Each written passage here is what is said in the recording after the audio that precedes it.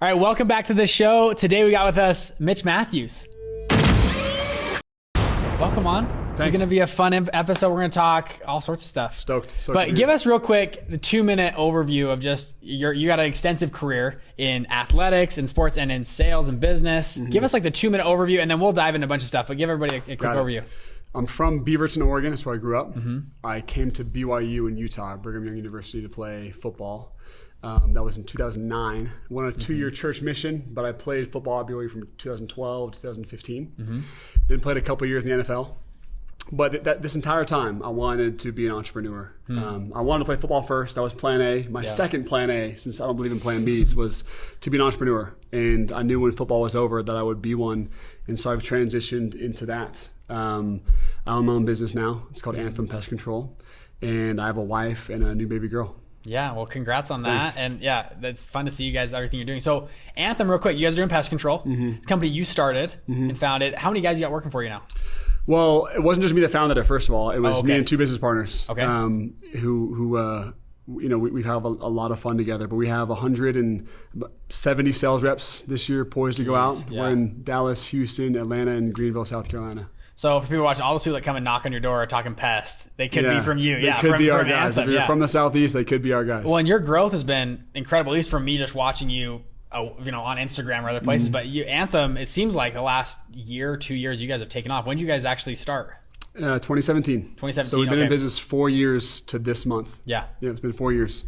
And you got 170 plus guys going 170 out. sales reps, and that's just the sales reps alone, and probably an extra 50 regular employees. So let's go through your story a little bit. So you're at BYU playing football. Were you doing sales at that time? Not at all. You're football. Yeah, you're football 100%, football right? Only. You can't be. So, and by the way, Mitch Matthews got an incredible career at BYU. I loved watching you. Thanks, man. You had that catch on, what was it? Nebraska. I know, that thing is sweet. Hail Mary catch, game winner is awesome. Yeah, so it's cool. So you're there. You're not doing sales. And then you go right into the league, right? Mm-hmm. And then you were at how many teams? 4. 4 teams. So what were teams? Chiefs, Browns, Vikings, then finished with the Dolphins. Jeez. So you're bouncing around 2 years. 2 years, yeah. 2 years, wow. So let's talk about that. For people, they always call it the not for long league. Yeah, right? Yeah, and then NFL, not for long. Because people get hurt or they just transition out, whatever. Sure. So your experience there too, I'm sure you were, you're playing, you're working, but also you're around a lot of people that have some money. Yeah. And you hear like the classic, you probably know the stat, but it's like 70% of people that leave professional sports are bankrupt in the next 5 years. Right. It's something like that, right? Yeah. So you're there. So and you're saying you always want to be an entrepreneur. So what drew you to that, and what was kind of that transition like out of the league into sales and into starting your own business? So playing football was always a dream, and just kind of my own personal ethos is wherever I'm at, wherever my 2 feet are at, I'm going to see how far I can go in that sector. So when I played football in high school, immediately my mind said, well, I'm going to see if I can go play football in the National Football League. I want to see if I can go to the highest level. Because if I can, then that'll create a habit in me that wherever I'm at in life, do the absolute best you can and to constantly test your limits where you're at. Because I think that's where success is at, is seeing how long you can do the same great thing over and over for, and that'll launch you to where you want to be. So I was able to go play first for the Chiefs, then the Browns, Vikings, Dolphins. It was a great time. It was probably some of my highest highs because you live in your dream job. For me, that was my absolute dream job. It was amazing, but it was also some of my lowest lows. Because when you have your dream job, you feel that euphoria of being there. But what happens when that's taken away? Now how do you feel? Yeah. So if you're at your high of high and that gets completely cut down when you're fired or let go or cut, they call it, then you're your lowest of lows. And that's a big transition, right? If you have a bad morning, it's not that big of a transition. But you have your dream job one day, and then the next day your locker is cleaned out and it's in a garbage bag and you're going back home. That's a massive transition. So that'll mess with your mentals. And that happened to me 4 different times. After I was on the Dolphins, I hurt my ankle, and that was kind of finally my last time where I said, you know what, I've been on 4 different teams. This has been an amazing ride. It's going to take me a while to rehab this ankle anyways. Let me go start my own first business. Yeah. And I did, which is Anthem. Yeah. And it's been an amazing ride. We had some lows there our first year. It didn't even seem real because we weren't doing that good. It just seemed like a side gig. But you hadn't sold yet. Were you the salesman too? Were you going to go out and knock doors, or were you building the team? Yeah, so it was at that point, it was just using my connections and network to build a team. Yeah. And my business partner handled all of our operations, and then the third partner, he's our investor, handled all the finances. So it was just recruiting, honestly. Yeah. And which was the toughest part about this was I'm recruiting salespeople to come and sell with an entrepreneur who's never sold anything in his life besides just friends. And who's never ran a business before. So that was really tough to recruit at the beginning. I thought, the name I had built for myself in football, it was going to be way easy to recruit. But at the end of the day, people want to work for people that have done what they're inviting them to do, right? If I'm going to invite people to come sell with me, I had to have been a good salesperson. I hadn't sold anything yet, though. Yeah, makes sense. Or been a great entrepreneur, which I hadn't been yet. Yeah. So it was actually tougher at the beginning. So when we really started to have success in the recruiting side of our business, and for those who don't know, for pest control, it's a sales-driven, direct-to-home model, and recruiting is the lifeblood. So to be that guy where people could look to me as a sales guru, if you will. Yeah, be their trainer, be their leader. The coach, the guy. Yeah. I had to go do it first. So my first year after football, and it was so close to football ending and this starting that I was still limping door to door. Like I busted my ankle. Really? I was still limping door to door, and I was just winging it. Yeah. But my first summer that I went out, I broke a couple sales records in this industry, and that was the whole hope. Is I'm at a point now where no one wants to listen to me, follow me as an entrepreneur and a salesperson because I hadn't done either of those. Yeah. I need to go put myself on the map in terms of their sales coach and be that guy and be their leader. So I went out and sold and broke a couple of industry records at the time. And at that point, put myself on the map as a sales coach. And what that really did, though, was it helped solidify me as someone that could believe in himself, right? Like I believed in myself as a person, but did I even believe in myself as a salesperson, as an entrepreneur? And I had major imposter syndrome because I didn't know what I was doing. And when we finally went out and did that and had some record-breaking years at the beginning, that's when really we started to take off. Jeez. And so I love that. And I think a lot of people struggle with confidence, or they're like, I don't know if I have the confidence to go do something like that. Yeah. I think competence gives confidence, right? When you go out and do and you accomplish, you become confident. And when the more experience you have at anything, you become confident. And you obviously went and broke records and did really well. And instantly people could look to you as the leader and okay, I'm going to learn from Mitch. He was great at football, but also it sounds like he's pretty good at sales too, right? Sure. Walk me through what it's like to build a sales team. People listening, maybe they're building out different teams for whatever, but building especially a sales team. Yeah. There's a lot that goes in that. And it takes a certain type of person to do it. Yeah. Walk me through some of the stuff that people can glean from building a sales team and building an effective sales team versus like just a weak type of that sales team. So that is very, very, it's a very good question, because salespeople, which is myself included, they're overachievers. Because sales is the highest paid position in the world. A lot of times there's no cap, so you can make as much money as you want. And so a lot of the breed of a salesperson is an overachiever, someone that's super hungry, cares about fitness, and just wants so much out of life. Yeah. And a lot of times there's needs that come with that. So to me, what's been most important is empowering the next generation after me. So right now we have 15 managers at our company, and they're unbelievable. Like, they're unbelievable leaders, great sales coaches. And I could not by myself have recruited 170 people in the last 3.5, 4 years that I've been a part of this. But they can. But I needed to go out and do what I did in sales to even be credible enough to even be listened to.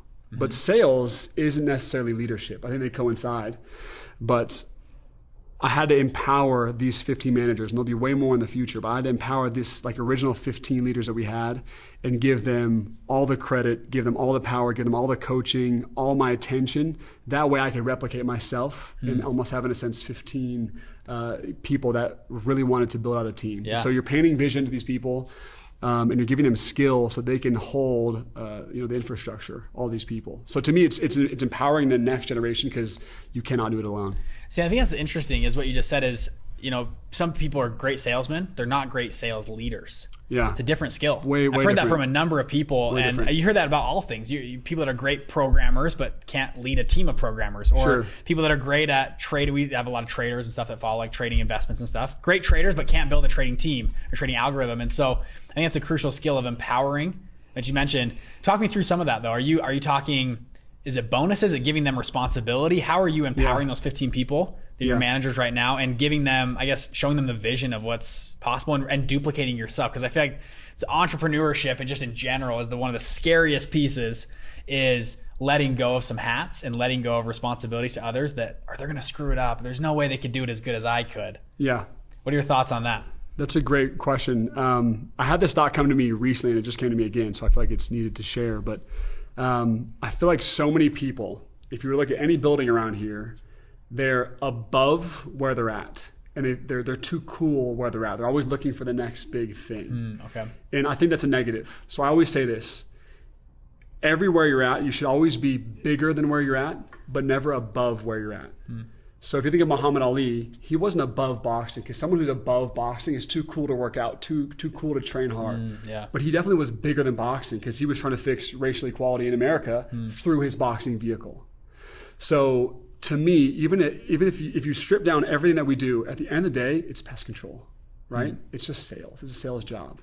But if you can teach these people that what they're doing, never to be above it, to be too cool to train, to be too cool to come to the office, be too cool to do what makes you great, but to be bigger than where you're at, that's where I think they'll have success. Because a lot of these sales reps that we have, I feel like they're beginning to realize that this is just a vehicle to their own personal greatness. And they're going to take that to the second and third generation. That sales, entrepreneurship, they can instill a greater than feel, not an above than feel, right? So a lot of our sales reps that we have and these leaders that we have are doing some amazing things with their money. And they're able to set up amazing lives with that. They're able to coach and mentor people from being nothing to something. If you look at sales in pest control world that we're at, you can look at it as just grabbing as much money as possible, or you can look at it as a way to change young people's lives. And if you choose that harder route, then you're gonna, all those things like money, that they're gonna come later, but they'll come. So it's being greater than something or bigger than something, but never being above something. As you're saying that, I just think of Kobe Bryant. You hear like story after story of him, working harder than everybody else. You hear of him staying late, shooting ball. You know what I mean? Yep. Being above, not greater than, but bigger than, but not above. But not above. I think that's actually excellent advice. I love that. Yeah. Something interesting I've learned too. I've got a number of employees now working for me. We got probably 11 people, maybe 15 between our couple of businesses I run, but 11 are one of our core businesses. And I didn't realize, I read a lot of business books and they always talked about like leaders need to like share the vision and like I just felt so wishy-washy of like, you got to talk about the vision. And like, I was like, no, like we're here to just work and make money and like, let's all just get rich together. Like that was my, let's just do this. And what I realized after doing that for a few months, like the few times I was like, let me share the vision. I'm like, I'll try it. Let me share the vision of what we're going at and where we're going to become as a company. It was interesting. Like my guys, like were working 4 times harder, felt like the next day. Sure. Everyone was more motivated. They felt like they had this sense of group and community. And it was so interesting to see the transition in people when you're talking a little bit bigger picture than just the day to day, or a little bit bigger picture than just knocking the next door 100%. Of what we're doing and what we're taking over. And I was like, wow, I guess they were right. I guess Jack Welch was right in his business book, right? So I gave it a shot and went for it. I love it. The leader that's going to paint a vision will steal away all the top talent, because vision is it feels so good to hear when you're a part of something. When you open the doors to that building, when you sit down at your chair and you know it's way bigger than that, than just the money you're gleaning from it. It's powerful stuff. So the leader that paints vision is the leader that everyone's going to follow. Look at Elon Musk. Yeah. Dude says we're going to Mars, right? Doesn't know how to do any of that. Doesn't know how to build a rocket ship or anything, but people just say, okay, I like Elon. I like the vision. I'm going to follow this guy and I'll go work for him.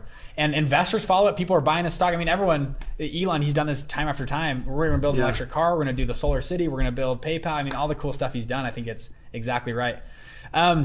Let's talk a little bit different too. I actually want to ask you about, do you do a lot of personal investing yourself? Yeah. Decent amount? Yeah. What's your thoughts on like cryptocurrency? Where are you at right now? Big fan of it. Yeah, big fan of it. I mean, it's just one of those inevitable things. It's inevitably going to be a part of our world. So, I mean, if someone hasn't invested in it to a certain extent, then get into it. At least you can know how to. Because last thing, I would rather have someone invest in a cryptocurrency and lose money but learn a ton than not invest at all and not even learn, right? So for me, I have invested a good amount in it. It's turned out well, as we've seen the times, but to me, you've got to know the changes before they really happen. Because what if cryptocurrency was the way of the future a decade from now, and you knew nothing about it till it happened? Well, I think true poverty is just not knowing the information, not knowing the game. If you know the game and know how it's played, then you're going to end up winning. Even if you're super, super talented and super, super wealthy, if you don't know the game, then it's not going to bode well. And I have a funny story about just the game. Yeah. I tell us all the time. I had a teammate at BYU. His name is Ziggy Ansah. He came over from Africa to BYU. Yep. And he tried out basketball, didn't make the team. Tried out track, was fast, but he didn't make it. But he's 6'6", 270 pounds. So he's the football, a good body. Yeah. Good body. So the football team was like, "Whoa, come on, try us out." Super smart guy, double majored in like forensic science and accounting at BYU, something like that. And came over to the football team, and you look at him, and it's a specimen, just a freak athlete, but he didn't know the game. Never played football, never probably even seen football coming from Africa. His first day, he puts on his shoulder pads backwards, and everyone's laughing at him, right? So his talent level, like his raw athleticism was very, very high, but his knowledge of the game wasn't even there. And we couldn't even put him on the field. Eventually, he played some special teams on kickoff where all he had to do was just run straight. Say, Ziggy, just run straight. And he was great at that once he knew how to just do that. Come to his senior year, he still wasn't a starter going into his senior year. And there was 9 games left in the season, 8 or 9 games left. And he had finally, over those last 3 years, freshman, sophomore, junior year, learned the game. And once the coaches finally gave him a shot and he knew the game, well, his expertise on something finally matched where his athleticism was. And in 8.5, 9 games that he was the starter, he went from his freshman year never playing at all, not knowing what to do, to his senior year when it ended, he was the 5th pick in the NFL draft. Wow. By simply knowing the game. So I think investing in cryptocurrency, I know I kind of took a tangent there, but it's just important to know the game. So I had a major FOMO when I heard all these cryptocurrencies, and I just said, you know what, let me invest, let me try it out, because I got to know the game or else the game will eat me alive. Yeah. I think that's a cool story. Crazy story, huh? I didn't know he went 5th. 5th pick in the draft. 5th pick in the draft. I think it's the highest ever in BYU history. That's wild. Crazy. And what, D-end or what was he playing? Yeah, D-end. D-end? Absolutely 5th pick in the draft. And I heard that. I remember when he was playing special teams. Yeah, just this kid from Africa, he's never played before, but he just was, I love that. But understanding the game, I think you're exactly right. And if it takes some dollars, maybe you make some money, maybe you lose some money, but if that takes it to learn the game, know the game, to know what's going on, and maybe know that's the trends, maybe it isn't. Know what's happening. I think that's wise words. So with so I asked you about crypto. I think it's just fun to just chat. NFTs, anything in there? Honestly, that's where I need to learn the game even more, because it's so new, and I have been trying to, but it's so interesting. Like the NFTs, now it's coming into the art world. It's just it's nuts to me. But I'm actually learning the game, and it's been fun. I know that's an interesting one, right? Super interesting. I think what's interesting is the applications of blockchain in that point of blockchain disrupting. You're starting to see a little creep. Obviously, cryptocurrency is built on blockchain, where it's a decentralized system, but having it come into art now and different pieces, and you're like, could it come into? Well, a lot of people have been trying to push it into real estate, where if you're going to buy a house, you don't need a trust company, you don't need title insurance. It's just on the blockchain. And if you're selling a house to me, I just know Mitch has owned this since 2015, and okay, we just signed the paper. You don't need all the agents and everything if it's built on a blockchain. You're not selling. So anyways, pretty interesting of how blockchain is getting this. Understanding the game, my dad actually came to me 6 years ago, and he sat me down, me and my brothers, and he said, boys, you need to understand what blockchain is. He goes, we once had the fire, and then we had like the car, and then we had electricity or whatever. He kind of went through the whole thing. And then we had the internet. Now we have blockchain. You're going to hear about blockchain every month for the rest of your life about some new development. And it was really, that was 6 years ago. And I started to learn it, but understanding the game, and I'm like, man, and then there's money, so much money moving into those types of things. And the capital is just crazy right now. Is Anthem your number one focus right now? It is, do you do other things? business-wise. Do you have other business ventures you're working on, or just Anthem? I own a company called Dapper. It's a mobile detailing company, so we go to people's houses. You own Dapper? You're an owner of Dapper? Yeah, me and my best friend. I see you guys' cars everywhere. You got those Jeeps and everything that run sweet, around? huh? Yeah, that's awesome. Yeah, the Jeep Gladiators are really cool. Yeah. So that's going crazy. It's really fun to do. Yeah. But my main focus would be right now Anthem, and that's just because it's the number of people. Yeah. Like it takes a lot of like your brain power, and I love it. I love both of them. I work with my best friends, so it couldn't be better. But Anthem is the focus, just because one thing I've realized is you cannot optimize leadership. You cannot. You can have leaders underneath you that carry a lot of the weight. That might be a way to look at it as optimization, but if you're the leader of the company, if you're the leader of all the salespeople, you can't ever just take a break and let like the people start running with it. You can't optimize leadership, and you can optimize operations. You can optimize routes. You can optimize things like that, but leadership is impossible because they need the leaders underneath you or your people underneath you. They need your energy because energy is influence. Passion is influence. So if you have those things, your people will be affected by it. If you're never in the office, if you're never giving wisdom, eventually you can't even paint the vision. So to me, it's impossible to optimize leadership. So you have to be there. You have to give them your energy, because how could you promise them you're going to change their life or help them change their life if you're never there or never around? Yeah. So that's why my principal business right now is Anthem, because it's the people and they need me to paint that vision. They need you there. Yeah. That's cool. Okay, I want to switch gears a little bit. Let's do it. I want to talk about self-development. Let's do it. And I want to first ask you about Wim Hof. I saw your stuff. Yeah, you flew man. out, right, and met with Wim Hof. Did you go to Poland? At his house, man. You went to Wim Hof's house, like a At dream his of mine. house. I followed Wim Hof for the last 6 years. I have buddies in high school that loved to take cold showers and everything. Yeah. Tell me about that experience. It was amazing. So it was me and a great group of guys. So Lewis Howe is a big time podcaster. He created the whole entire group. And so no one really knew each other out of the 12 guys that went to Wim Hof's house. We all knew Lewis though. So we created this cool brotherhood when we were able to stay in Wim Hof's house. So Lewis invites Jesse Itzler, Aubrey Marcus, some Olympians, Steve Weatherford. It was a really, really powerful, cool group. And it was just fun to be there with those guys. And I was the youngest guy in the group, but to learn their wisdom and how they spoke, and it was really, really rewarding, really cool. But all of us flew out to stay in Wim Hof's house. And none of us really knew anything about Wim Hof. Besides, he was like this mythical creature almost. Jesse Itzler always says it was almost like going to meet Yoda. Like he's not human, he's not human, but he lives on Earth. And so we went out to his house. Tell people too, who is Wim Hof if you've never heard of him before? Yeah. So Wim Hof is the Iceman. Yeah. So he's broken, I think, 13 world records, and most of them are all dealing with ice. So he submerged himself in freezing cold water for 2 hours and 45 minutes, I think, and his core body temperature didn't change. It's crazy. Done a marathon around the base of Mount Everest. He's just the Iceman. So his ability to withstand freezing cold temperatures is not natural and is not human. But what comes from that, like withstanding the pressure of the cold, is just a metaphor for withstanding the pressures and the stresses of life. And so his teachings with the breathing and the cold therapy, they've changed and saved lots of lives. And I mean, I can go into a lot of stories, but if you look it up and you try his stuff, it's something that I can't even. I do his breathing exercises multiple times a week. I love it. Oh my gosh, I saw a video of him too. He injected himself with Ebola, active Ebola, and to just prove a point that he could overcome it and expel it from his body. And he did it. In a couple of days, he was fine. He's out of it. It was just crazy. He took a group of 24 people, injected 12 of them with some sort of illness, the flu, whatever. He trained these people in the cold water, the 12 that he injected, and in the breathing. And the other 12 were super, super sick, and these 12 didn't feel any effects at all. It's really cool. It's really healing, a lot of autoimmune diseases and stress, anxiety, depression, all those things. So you get to Poland. You're at his house. You're at Yoda's house. Here. We're in this cabin, and there's no way it passes any of these health codes. There's like an open flame in the living room. There's one bathroom for like 15 people that are all there.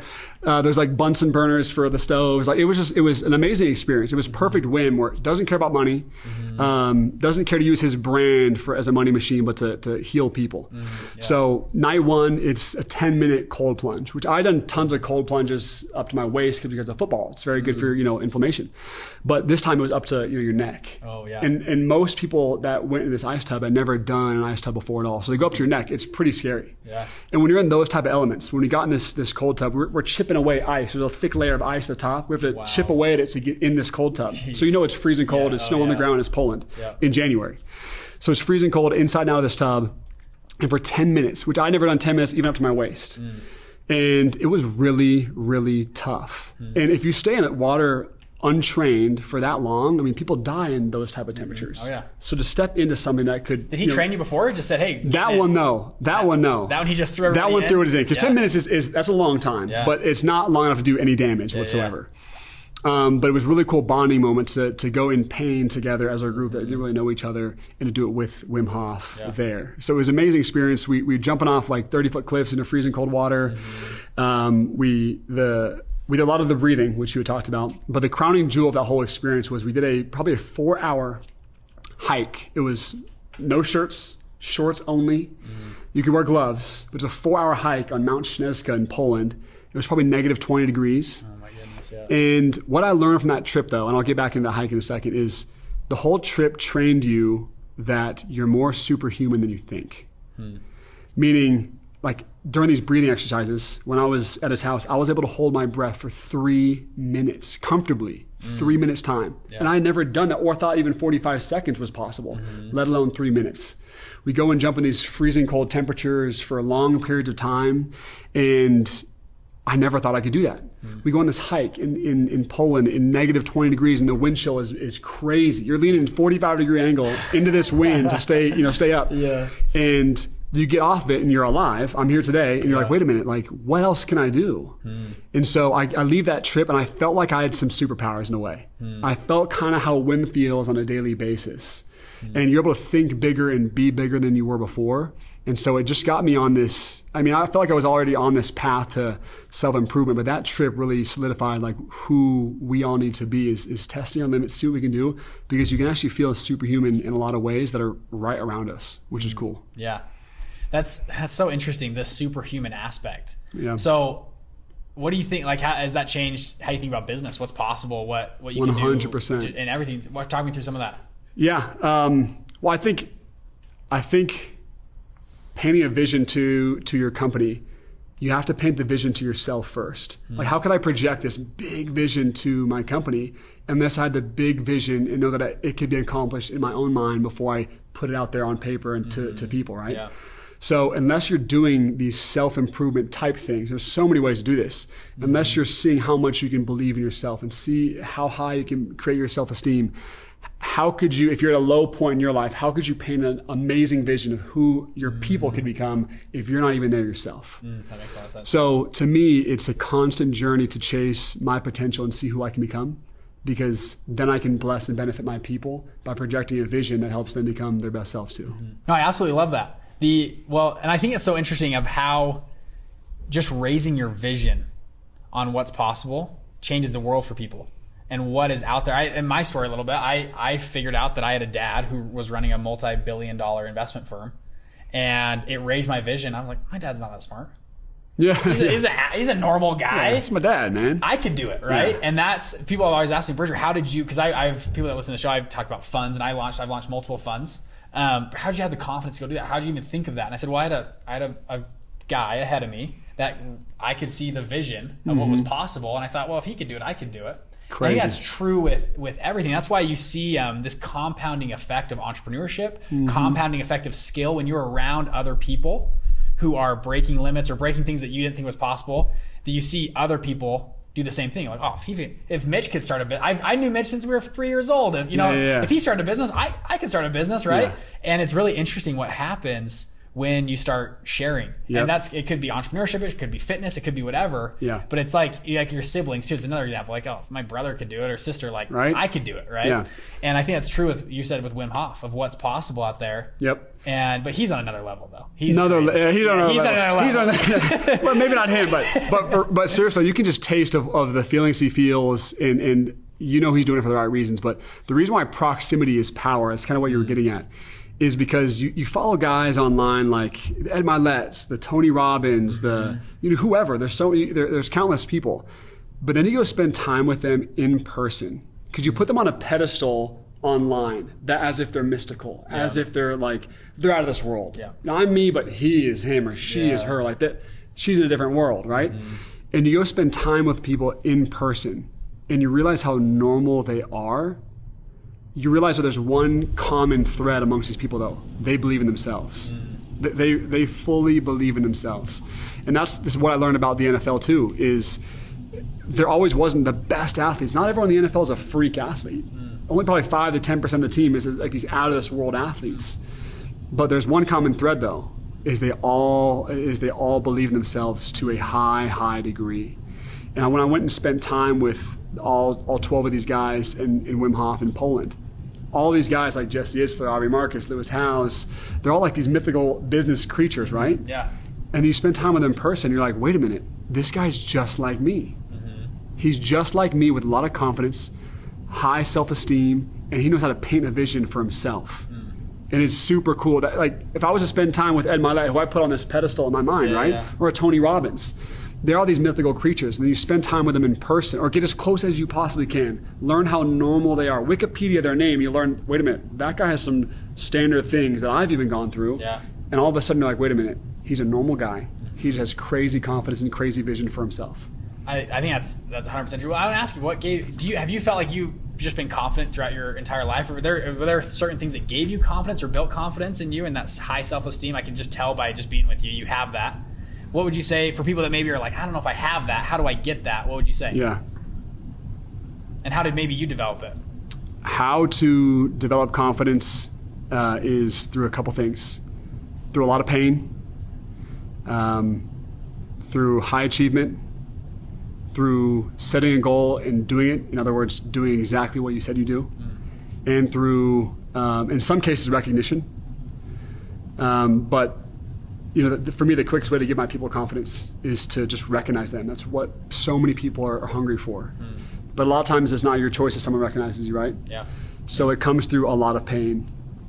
For me, I thought I was super confident after playing at the highest level in college and doing well there, and climbing the leaderboards in school history, and it felt really good. And I thought I was super confident, but what I realized is I was confident in one thing. That was football. So what happens when football's gone? Now where's my confidence? When I really felt like I gained the most confidence was when I recognized my ability to overcome some pretty deep pains. So I was cut 4 times from the NFL. There was a month span of my life where I was cut by the Minnesota Vikings. My mom passed away. I was 25, and it was pretty unexpected. I started this business that I own now, Anthem, and I got married, all within like a month span. Wild, yeah. And I had my mom's funeral the same weekend as my wedding. Yeah. So I went from having this easy life, this successful life, being a college football player, and then now playing football in the NFL, to having kind of all that crash down on me, and finally realizing what pain was and hard was.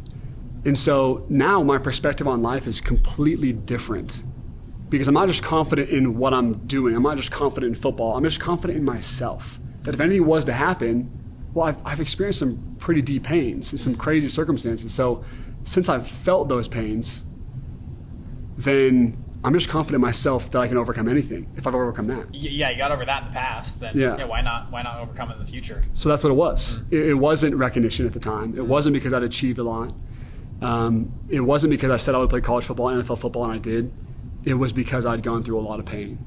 And so now my perspective on life is different. There's something happened to my business, something happened to whatever else, lost my house for whatever reason, lost whatever. Yeah. I've been through worse pain. So I have confidence in myself to overcome anything.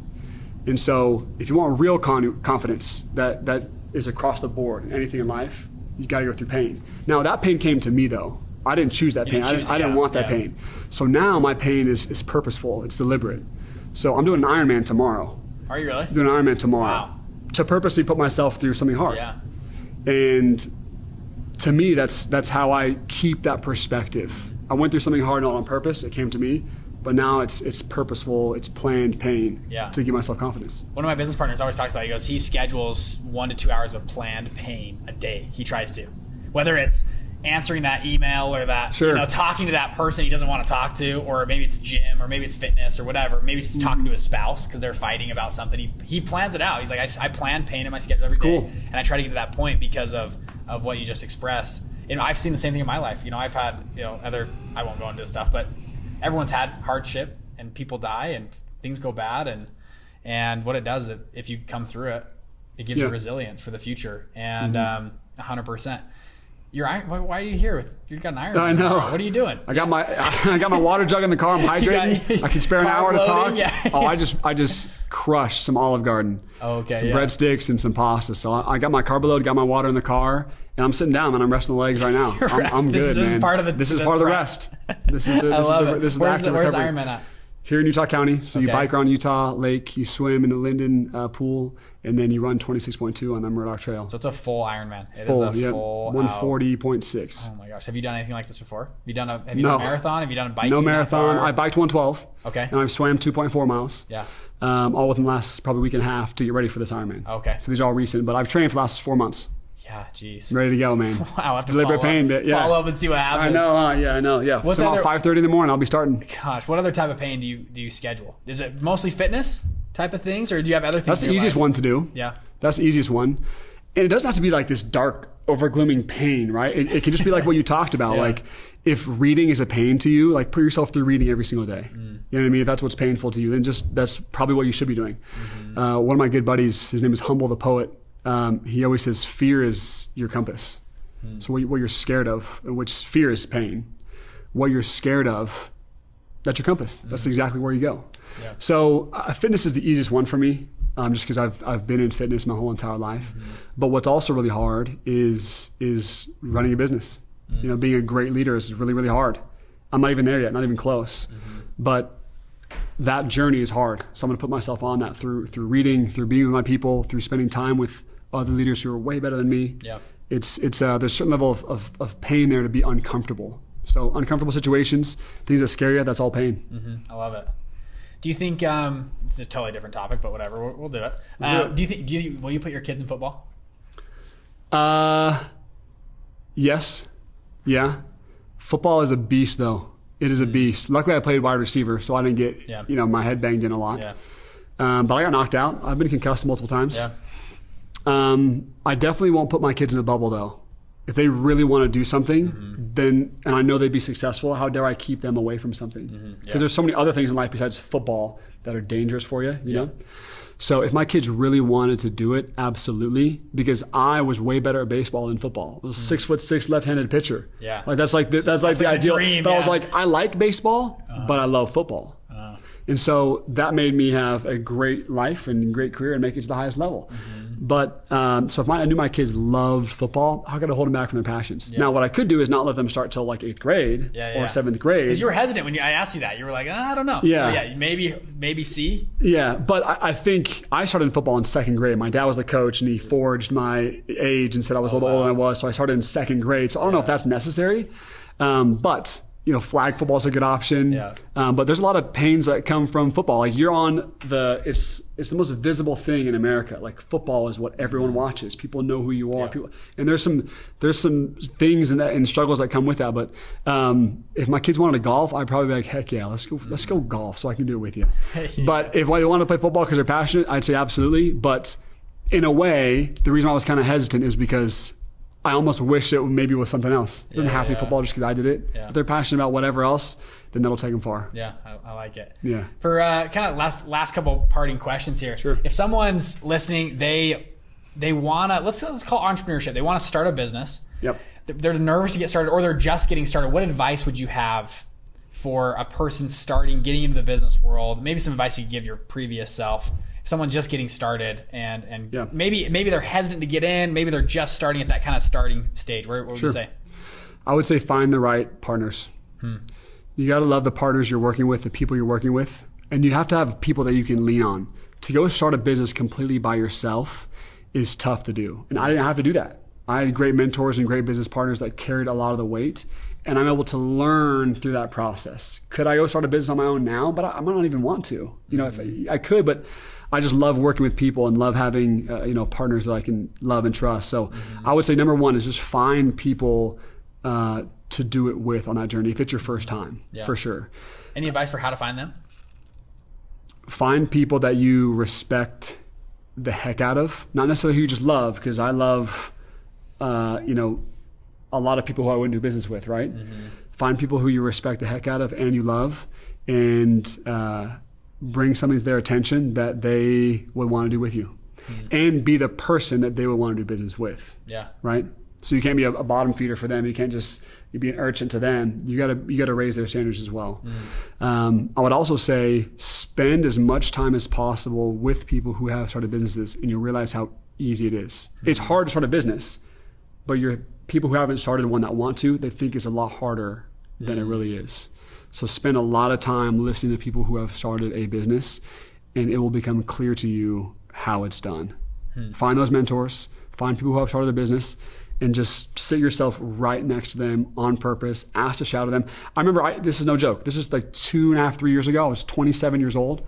I asked Jeremy Andrews, who's like, one of my business idols. He's the CEO of Traeger Grills. Yep. Former CEO of Skull Candy. Former CEO of Skull Candy. They just sold part of their company for $1 billion. Like, it's nuts what he's doing. I went on a hike with him the other day, and we were laughing about the story because I asked him 2 years before, 2.5 years before, I said, hey, can I come shadow you? I'm already 2 or 3 years into my business, and I asked another guy, I'm almost 30 years old at the time, I asked him 27, I'm asking someone if I can shadow them. But to me, it wasn't, I went and shadowed him for 12 hours one day, and it changed the trajectory of my business. I'm not joking, those 12 hours. Wow. So it was just putting myself right next to someone and stripping down the pride of having to shadow someone. Usually you do that when you're 18 or 19 years old. I was 27 years old, man. I'm shadowing people. So I did that because there's no pride in it. Just go stick yourself next to the people you want to be like, and soon enough you'll be right there. I love it. That's good advice. Yeah. Of finding, you said find good partners. Yep.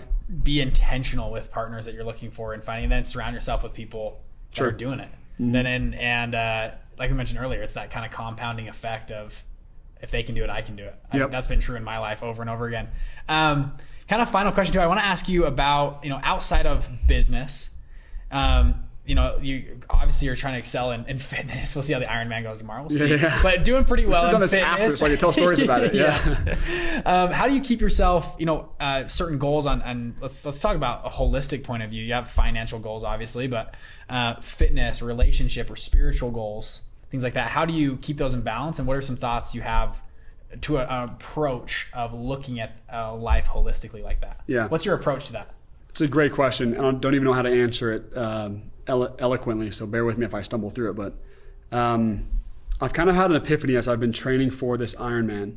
It's been great for me. It's been fun. It's been healthy. It's been awesome. But it actually didn't perfectly align with who I want to become. And what's most important to me, besides family, which family, faith, those things to me are by far way more important than anything I could be doing. But if you just zoom into what I want to do, like what my duty here on earth is to lead people to a better life. And I think entrepreneurship is the best vehicle for that, which exalts entrepreneurship to pretty much my number one priority besides family and faith. Makes sense? So entrepreneurship to me, changing the world in some way, those are going to happen through entrepreneurship. And it's so funny because it's a vehicle to accomplish. It's just a vehicle. It's the vehicle, and when you gain more finances, you can go faster to change the world. And so there is a way to do it. And it's funny because I own a pest control company. How is pest control going to change the world? Well, if I only thought of myself as someone who owned a pest control company, then I wouldn't. But we're way bigger than just pest control where we're at. So everything I'm doing is way bigger than what I'm actually just doing. And Jesse Isler is a guy who I look up to a lot. He always says that, and he told me this, I was at his house probably a couple months ago. He told me, he's like, your best ideas are not going to come in your 20s. I'm 29 right now. He's like, they're probably not going to come in their 30s, in your 30s. He goes, your best ideas definitely going to come to you in your 40s and 50s because you're smarter and more experienced and you see the world in a different way. So don't beat yourself up for not having the perfect world-changing idea in your 20s. Build capital, start really cool businesses, make it bigger than what you're doing, but your best ideas are yet to come. And I'll finish with this. Just our best, me and you, your wife, my wife, our best is yet to come. And that's something that Jeremy Andrews taught me when I was on this hike with him a couple of days ago. He said, your best is yet to come. And you should always think that. Your business should always think that. Because if you think you've already had your best, like if my Hail Mary moment in college was my best moment, I'm 50 years old, and that's still my best moment, that's a sad life. Something's wrong. That's super sad. If a time when I was 24 years old is the best moment of my life. So our best is yet to come. My best is yet to come. Your best is yet to come. So I'll always think that way, and entrepreneurship will be my vehicle. As long as faith and family are aligned, entrepreneurship will be my vehicle to change the world in some way. Oh, I love it. How can people get in touch with you if they want to work for you or come just hang out? What's a good way to get in touch with you? Social media. Okay. Well, a couple ways. So I do a lot of inspirational text messages. I have a group of almost 1,000 people that I text inspirational messages to. You subscribe to it by texting me. I'm pretty sure I'm on the group. Are you? I think so. Cool. Yeah. Good. So it's 971-204-8268. So text me and it'll automatically log you in. It's 971-204-8268. I feel like I'm giving a commercial right now. To get below. And if you buy 2 in the next 30 minutes, you get Exactly. And then on social media, it's at Mitch Matthews 10, and Matthews has one T on it. So it's at Mitch Matthews 10 on Instagram and all my socials. Shoot me a DM, text me, and then I reply to a lot of those texts, and we'll talk. Cool. Okay. Well, Mitch, thanks so much for coming on today. It was fun. Thanks for having me, man. It's been fun. Yeah, for sure. Thanks, brother.